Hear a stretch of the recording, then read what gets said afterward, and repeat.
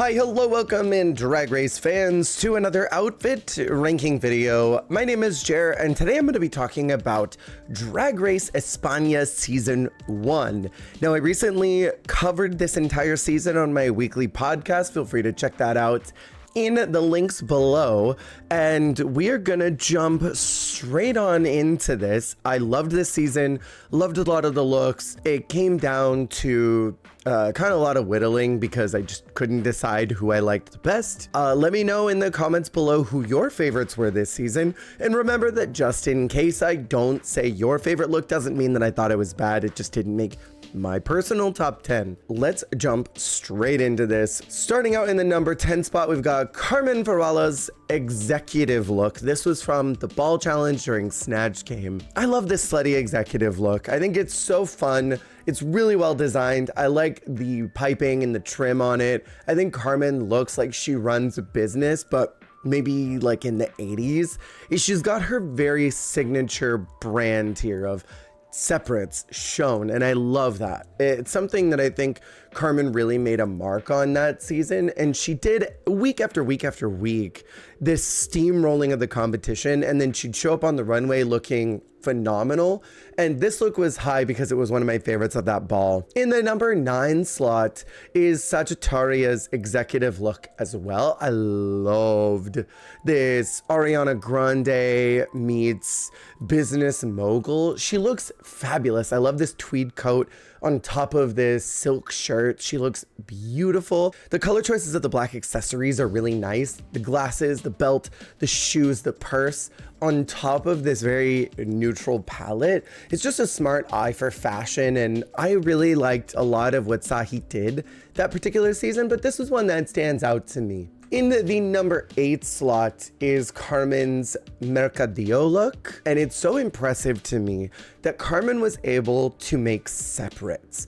There's this problem that a lot of queens have when they go into Drag Race where they have a very signature stamped brand. They do a silhouette, and that's all translated well with the things they brought with them. But when they are given fabric or materials, they cannot recreate that aesthetic.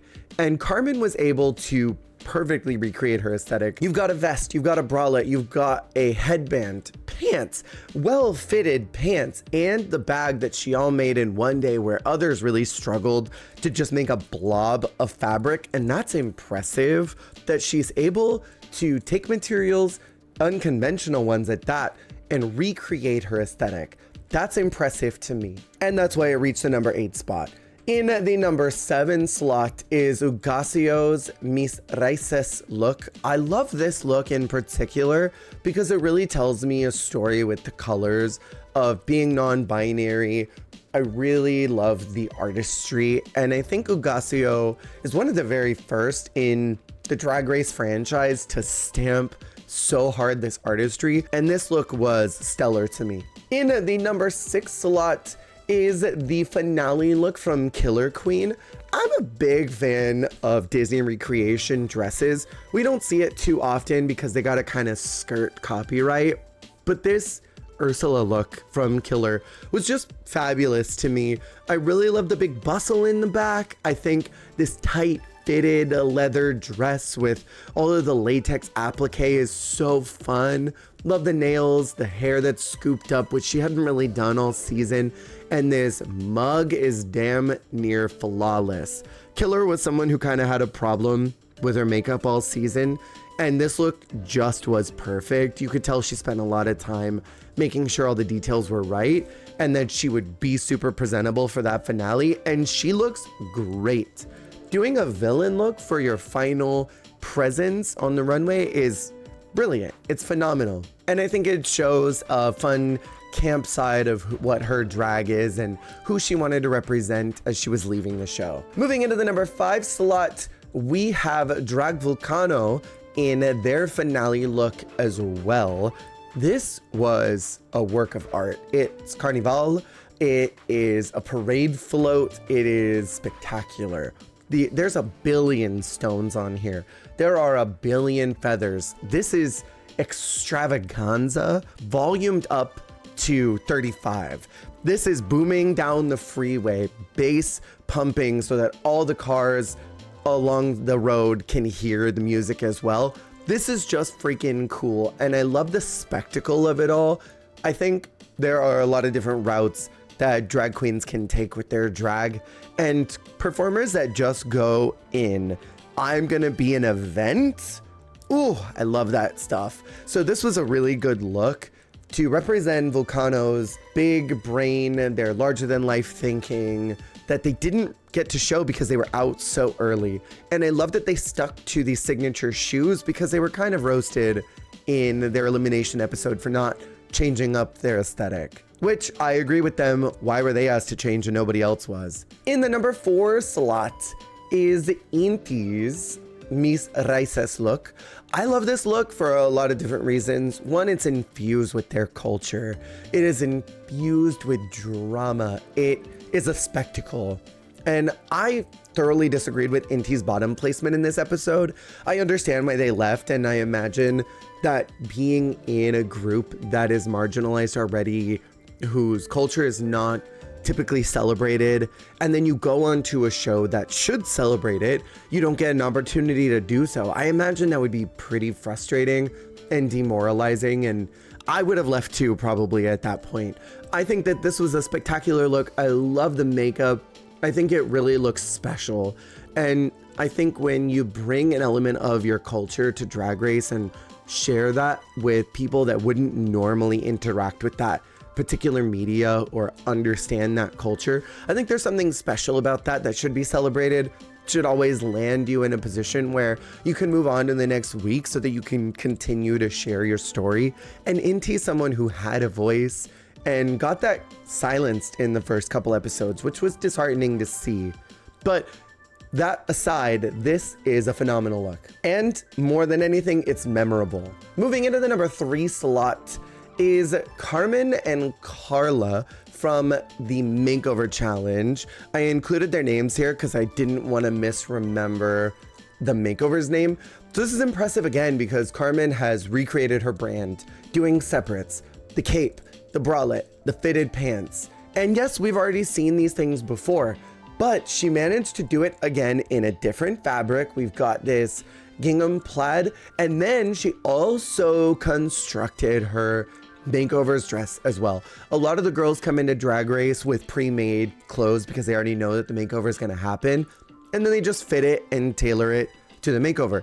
But Carmen had never watched Drag Race, so her coming in and doing this makeover was not like she was prepared or expecting it. So she made these on the spot, and they both look good. What I love the most is that this was a rugby team that they had to make over.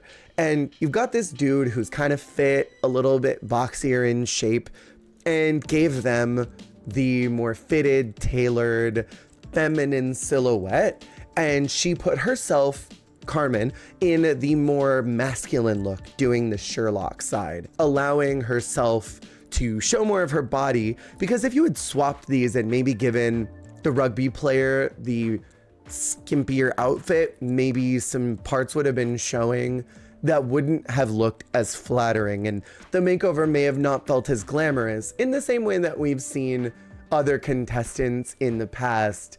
I'm thinking about Carmen in Drag Race season 3, putting that big buff dude in that tiny little bikini, and maybe he felt good, but you know, he definitely was showing more than probably he was comfortable doing. So this was really smart to put herself in a look that is more tailored to her drag, to her comfortability, and allowing her makeover to also feel comfortable. And I mean, it's kind of a gag to also make your makeover your detective assistant. That's kind of fierce to me, but they look great. I think Carla looks like a woman.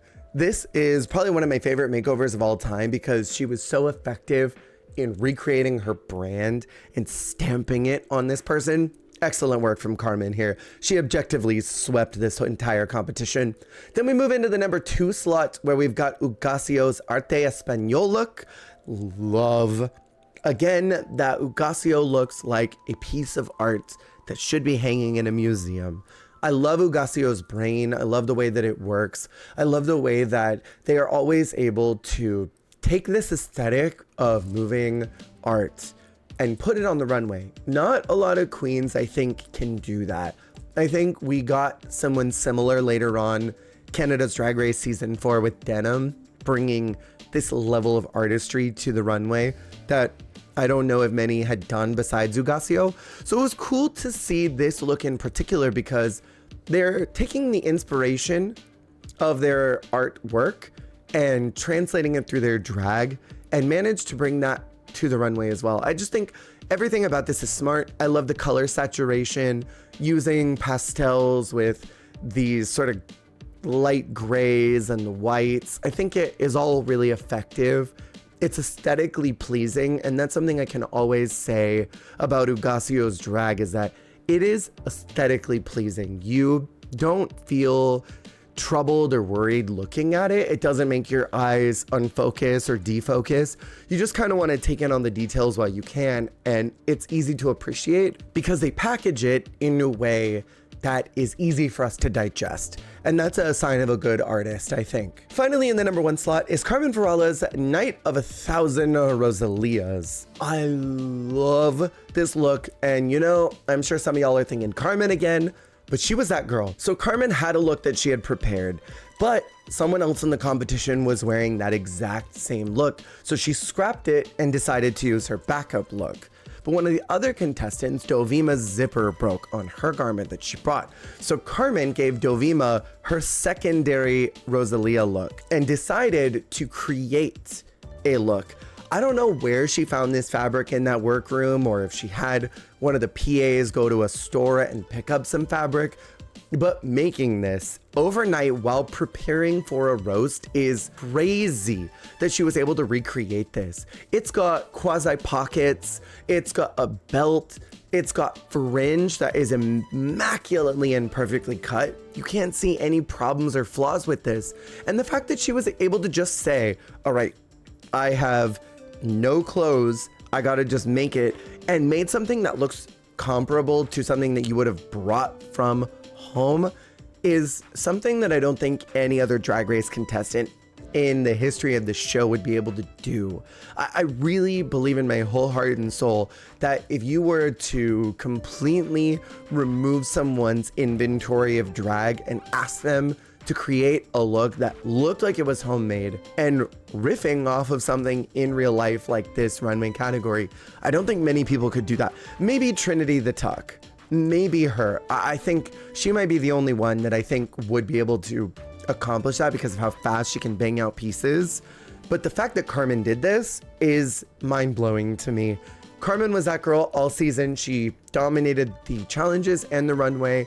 Easily the best winner of all time up until this point, and probably across every Drag Race franchise forever. And so with that, that has been my top 10 favorite fashions from Drag Race Espana Season 1.